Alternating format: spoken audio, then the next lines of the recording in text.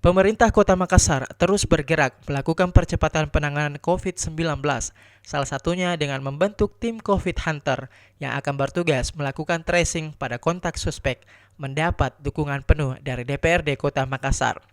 Ketua DPRD Kota Makassar, Rudianto Lallo, mengaku sangat mendukung langkah cepat pemerintah Kota Makassar dalam hal penanganan COVID-19. Salah satunya dengan membentuk tim pemburu COVID, yakni COVID Hunter, yang akan bertugas melakukan tracing pada kontak suspek.